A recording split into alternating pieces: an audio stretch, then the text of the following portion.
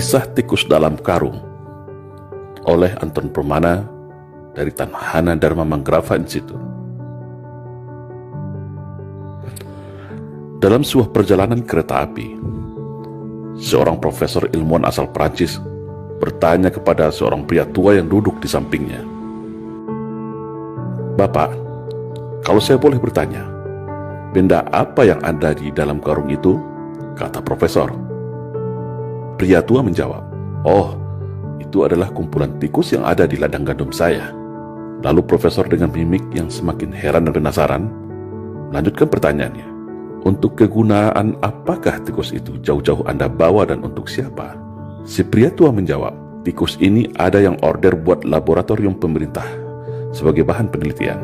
Saya mau mengantarkannya langsung. Dan ini sudah biasa saya lakukan dalam beberapa tahun ini." Sambil manggut-manggut, si profesor bertanya kembali, "Lalu, kenapa Anda selalu menendang-nendang tikus itu dan menggoyang-goyang karungnya setiap saat?" Si pria tua itu menjawab, "Oh, kalau itu adalah tradisi kami sejak dulu di ladang. Saya menendang dan menggoyang-goyang tikus itu agar tikus itu sibuk dan ribut antar sesama dia di dalam karung. Karena kalau mereka tenang-tenang saja tanpa diganggu, maka tikus itu bisa menggigit dan mengoyak karung ini dengan gigi dan kukunya yang tajam. Makanya saya goyang dan tenang terus karung ini supaya tikus-tikus ini lupa kalau mereka sebenarnya punya senjata gigi dan cakar. Mereka punya cara bersama-sama untuk melepaskan diri dari karung ini," jawab pria itu santai. "Oh, begitu ternyata," jawab profesor ini baru paham dan mengerti sambil manggut-manggut. Nah, apa yang dapat kita ambil pelajaran dari cerita di atas kalau kita konversikan kepada kondisi bangsa kita saat ini? Cerita profesor dan bapak tua pembawa karung tikus di atas bisa dikonversikan dengan keadaan bangsa kita hari ini. Sebuah bangsa yang besar, bangsa yang plural, bangsa yang majemuk, tapi saat ini terjebak dalam jurang perpecahan yang begitu tajam dan dalam. Ibarat sebuah piramida kehidupan, mulai dari puncak piramida, tengah dan bawah terpecah belah oleh ego dan kepentingannya masing-masing. Apakah ini natural?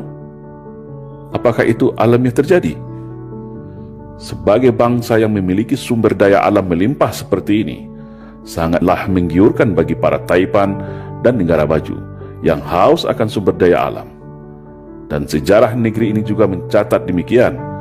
Sejak berabad-abad tahun yang lalu, bangsa lain silih berganti ingin mengeruk kekayaan negara ini. Dan cara yang paling aman untuk menjarah negeri ini adalah tentu dengan mengadu domba sesama masyarakatnya agar terpecah belah dan lemah. Para elit dibenturkan oleh kepentingan bisnis dan jabatannya. Pemerintah dibenturkan dengan rakyatnya. Sesama anak bangsa dibenturkan diadu domba dengan isu sentimen sara. Mayoritas versus minoritas, cebong versus kampret, radikal versus PKI, Jawa versus luar Jawa, dan liberal versus fundamental. Padahal semua perpecahan itu ada decision maker di belakangnya. Ada kingmaker yang merencanakannya.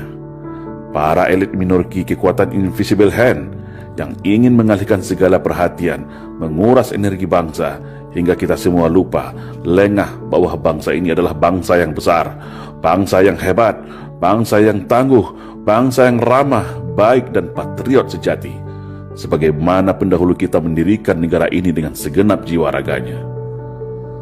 Setiap hari, setiap menit dan detik, ada saja isu permasalahan yang muncul seakan memaksa kita, menggiring kita, memancing emosi kita untuk terus berkelahi, saling mencaci, dan saling membuli.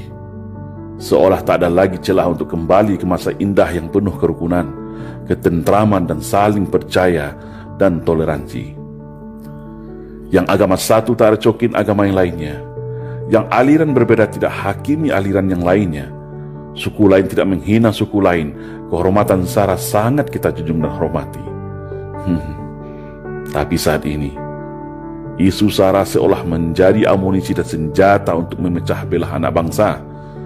Akhirnya yang terjadi, sesama anak bangsa terjebak dalam jurang gelap perpecahan tiada henti, yang membuat para cukong, elit minoriti, kingmaker semua tepuk tangan dan tertawa sambil menghisap kekayaan negeri ini dengan tenang.